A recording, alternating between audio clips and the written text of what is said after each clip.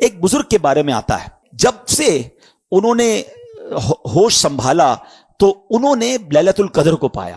انہوں نے اپنی زندگی کا ایک تجربہ بیان کیا ہے. اٹس ناٹ کمپلسری، مگر یہ بھی ایکسپیرینس ہمارے سامنے آ جائے کہ وہ فرماتے ہیں، حضرت شیخ ابو الحسن شاذلی رحمت اللہ تعالی علیہ، وہ کیا فرماتے ہیں کہ جب کبھی اتوار یا بدھ کو پہلا روزہ ہوا تو 29ویں شب، اگر پیر کو پہلا روزہ ہوا تو 21ویں شب، اگر پہلا روزہ منگل یا جمعے کو ہوا تو 27ویں شب، اور اگر پہلا روزہ جمعرات کو ہوا تو 25ویں شب، اور اگر پہلا روزہ ہفتے کو ہوا تو میں نے 23ویں شب کو شب قدر پایا. اچھا، بہت بڑے بڑے علماء، امام اعظم ابو حنیفہ بھی اور غوث اعظم کا بھی ایک قول ملتا ہے، بڑے بڑے علماء کا ماننا یہ ہے کہ 27ویں شب قدر ہے. اس میں ایک بڑا اسٹرانگ اشارہ ہے. یہ لیلۃ القدر سورت میں ہی لیلۃ القدر آیا 3 بار، ٹھیک ہے. انا انزلناہ فی لیلۃ القدر وما ادراک ما لیلۃ القدر لیلۃ القدر خیر من الف شہر. کتنی بار آیا؟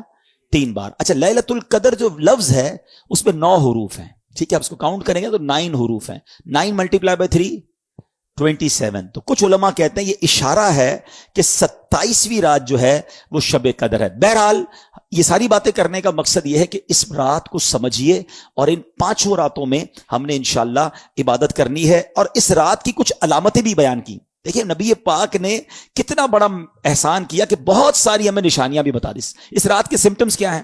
فرمایا کہ حضرت عبادہ بن صامت رضی اللہ تعالیٰ عنہ نے بارگاہ رسالت میں شب قدر کے بارے میں سوال کیا تو پیارے آقا نے فرمایا کہ شب قدر رمضان کی آخری طاق راتوں، آخری عشرے کی طاق راتوں 21 23 25 27 یا 29 میں سے تلاش کرے. اور پھر فرمایا جو اس میں اس رات کی علامتیں کیا ہیں کہ وہ مبارک کھلی ہوئی شب ہوگی. جب شب قدر ہوگی نا، وہ رات بادل نہیں ہوں گے، آسمان پر کلیئر ہوگا وہ آسمان.